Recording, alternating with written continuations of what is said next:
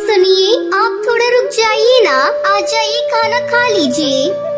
अच्छा, आज क्या बनाया है? आज खाने में भरवा भिंडी बनाई है, आपको बहुत पसंद है ना? अरे टुनटुनी, खुश कर दिया तुमने तो। क्या खुशबू है, मजा आ जाएगा आज तो खाना खाने में। अब बस खुशी होते रहोगी या खाओगे भी? तुम भी आओ ना। अरे नहीं, मैं बाद में खा लूंगी, आप खाइए ना। अरे बाद में नहीं, आ जाओ मेरे साथ खाओ।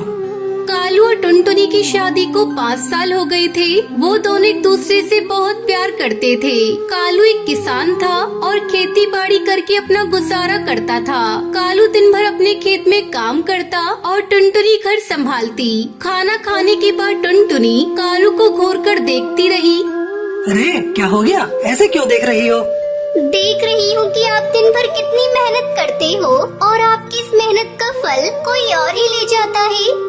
अच्छा, वो सरपंच की बात कर रही हो? अब बात तो साफ है ना टुनटुनी, कर्जा लिया है तो पटाना तो पड़ेगा ही ना। बोलो। मैं सरपंच की बात नहीं कर रही हूँ, मैं तो उस बंटी कबूतर की बात कर रही हूँ। सारा दिन मेहनत आप करते हो और सारा मुनाफा वो लेता है। अरे तो इसमें अब मैं क्या करूँ? खेती बाड़ी छोड़कर उस बंटी की तरह सब्जी बेचने लग जाऊँ क्या? हाँ तो उसमें बुराई ही क्या है, और उसके लिए खेती छोड़ने की भी कोई जरूरत नहीं है। मैं तो बस ये कह रही हूँ कि जो सब्जी आप उगाते हो उसे आप खुद ही जाकर बेचा करो ना। अच्छा, और खेती बाड़ी कौन देखेगा? अरे आप ही देखोगे, और जरूरत पड़ी तो मैं मदद कर दिया करूँगी। देखो, चाहे थोड़ी कम ही खेती कर लो, पर अपनी सब्जी आप खुद ही बेचो। मुझे एक बात बताओ जरा, इस बार वो बंटी टमाटर कितने में लेकर गए आपसे? अब 50 किलो निकले थे तो वही 5 रुपए के हिसाब से लेकर गया था वो। हे भगवान, आपको पता भी है कि बाजार में इस समय टमाटर का क्या भाव चल रहा है? वो आपके ही टमाटर पूरे 5 गुना महंगे बेच रहा है बाजार में। अरे पर मुझे नहीं आता ये दुकान चलाना। चलाने को कौन कह रहा है? बस आप अपनी सब्जी लेकर बाजार में बैठ जाओ, लोग अपने आप आएंगे आपके पास सब्जी खरीदने के लिए। अब ठीक है, इस बारे में हम बाद में बात करेंगे, अभी तुम घर जाओ। टुनटुनी खाने का डिब्बा लेकर घर चली गई, लेकिन उसके जाने के बाद कालू बहुत देर तक उसकी बात पर सोच विचार करता रहा।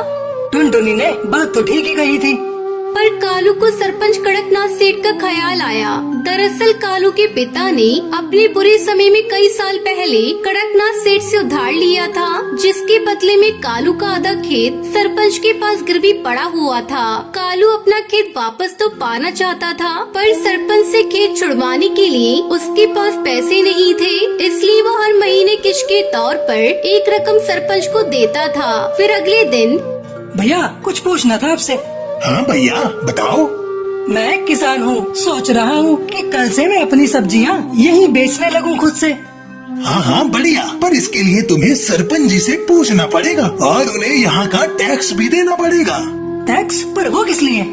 अरे ये जो तुम पूरा चबूतरा देख रहे हो ना, जिस पर पक्षी सामान बेच रहे हैं, असल में ये सरपंच के खेत पर बना हुआ है और ये चबूतरा भी उसी ने बनवाया है। हमारी मजबूरी है, इसलिए हम सबको यहीं बैठना पड़ता है। रोज के 50 रुपए देने पड़ते हैं उस सरपंच को, और अगर ये पैसे नहीं दिए तो उसके गुंडे आकर मारपीट पर उतारू हो जाते हैं। अरे ये तो बड़ी नाइंसाफी है भैया। है तो सही, पर क्या कर सकते हैं, अब जो है मैंने तुम्हें बता दिया। कालू का वो मुरझाया हुआ चेहरा लेकर अपने घर चला आया। उसने टुनटुनी को सारी बात बता दी। टुनटुनी ने कुछ देर तक अपना दिमाग लगाया और फिर बोली, सुनो, मेरे पास एक तरीका है। अब क्या? बोलो तो। हमारे जंगल के सबसे नजदीक का जंगल है सुंदरवन। आप वहाँ जाकर भी तो अपनी सब्जियाँ बेच सकते हो, वहाँ ये सब चक्कर नहीं है। मेरी एक सहेली रहती है, उसका पति गोलगप्पे का ठेला लगाता है, उसे तो कोई टैक्स नहीं देना पड़ता। अच्छा, अगर ऐसा है तब तो ये सही रहेगा, लेकिन एक समस्या है, सुंदरवन तक जाने के लिए कोई सड़क नहीं है, तो मैं रोज वहाँ जाऊँगा कैसे? सड़क नहीं है पर नदी तो है ना। देखो, जिस नदी के किनारे हमारे जंगल बसा है, सुंदरवन भी तो उसी नदी के दूसरे छोर पर बसा है। अब बस आपको एक नाव बनानी पड़ेगी वहाँ तक जाने के लिए। अगले ही दिन कालू ने जमा पूंजी से मोटी रकम खर्च कर एक बढ़िया नाव बनवा ली। अगले दिन से ही कालू अपनी नाव से सब्जियां लेकर सुंदरवन जाता और वहाँ सब्जियां बेचता। सुंदरवन के पक्षियों को भी उसकी सब्जियां पसंद आई, क्योंकि सीधे खेत से लाने की वजह से वो सब्जियां बहुत ताजी रहती थी। साथ ही कालू सब्जियों के दाम कम ही लेता था। तो इस तरह कालू टुनटुनी के दिन बदलने लगे। फिर कुछ दिनों के बाद कड़कनाथ सरपंच कालू के घर आया। सुना है आजकल बड़े नोट छाप रहा है। कहाँ सरपंच जी, बस 2 पैसे बच जाते हैं। मालिक, ये इस महीने की किश्त है। अब मैं चलता हूँ, मुझे थोड़ी जल्दी है। अरे रुक तो सही, कहाँ की जल्दी है? वैसे दिमाग तो खूब लगाया तूने, टैक्स नहीं दिया। चल कोई बात नहीं, पर अपना उधार तो चुका भाई, जो तेरे बाप ने मुझसे लिया था। अब चुका तो रहा हूँ सरपंच जी, हर महीने किश्त देकर जाता हूँ आपको। देख अब बहुत हुआ, या तो तू मेरे पूरे पैसे एक साथ लौटा, वरना अपना खेत मेरे नाम कर दे, समझा? पर सरपंच जी। पर वर कुछ नहीं, 3 दिन का वक्त दिया है तुझे। जाकर पैसों का इंतजाम कर, वरना अपना खेत भूल जा, समझा? असल में सरपंच कालू से चिढ़ गया था। उसे इस बात से तकलीफ थी कि कालू उसके बाजार में सब्जी क्यों नहीं बेच रहा है, इसलिए वो उसे परेशान कर रहा था। उधर कालू को जब कोई उपाय नहीं सूझा तो उसने तय कर लिया कि वो आधी गिरवी रखा खेत सरपंच के नाम ही कर देगा। अगले दिन बहुत भारी मन से कालू सरपंच के पास पहुंचा। हाँ बता, फिर क्या सोचा तूने? सरपंच जी, इतनी बड़ी रकम तो मैं चुका नहीं पाऊंगा। आप मुझे ले चलिए कचहरी, मैं जमीन आपके नाम ही कर दूंगा। वैसे उधार निकाल कर उसमें से कुछ पैसे बचेंगे क्या? क्यों, बस उधार ही चुकाएगा क्या? मेरा ब्याज वो कौन देगा है? ठीक है सरपंच जी, मैं कल सुबह आ जाऊंगा आपके पास, चलेंगे फिर कचहरी। उस रात कालू की एक पल के लिए नींद नहीं आई, क्योंकि उसका आधा खेत उसके हाथों से निकल रहा था। तभी आधी रात को उसे बादलों की बहुत तेज गरजने की आवाज सुनाई दी। कुछ ही देर में झमाझम बारिश होने लगी। बारिश बहुत तेज थी। पूरे 4 दिनों तक वो बारिश ऐसी ही होती रही और पूरा जंगल बाढ़ में डूबने लगा। कचहरी जाना तो दूर, फिलहाल कोई अपने घर से बाहर तक नहीं जा पा रहा था।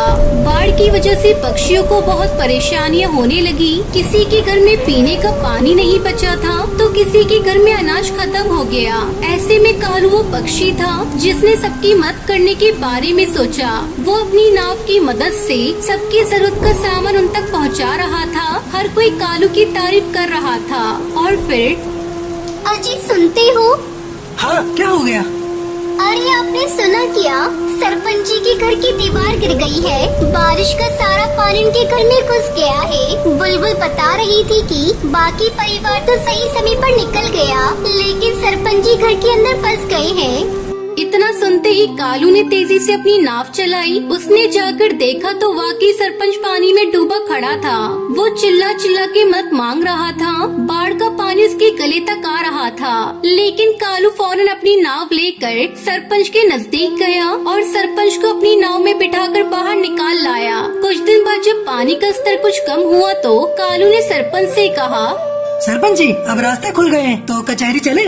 बस करो कालू, मेरी आंखें खुल गई है भाई। मैंने तुम्हें और तुम्हारे बाबा को बहुत परेशान किया, पर फिर भी तुमने मेरी जान बचाई। मुझे माफ कर दो। और रही बात उस खेत की, तो वो हमेशा से तुम्हारा था और आगे भी तुम्हारा ही रहेगा। और हाँ, एक बात और, तुम्हें अब गांव में जहाँ और जैसे सब्जी बेचनी है तुम बेच सकते हो, बिना किसी टैक्स के। सरपंच की बात सुनकर कालू और टुनटुनी खुशी से मुस्कुराने लगी। बारिश थम गई थी, लेकिन उसने कड़कनाथ सरपंच के मन में चढ़े मैल को हमेशा हमेशा के लिए धो दिया था।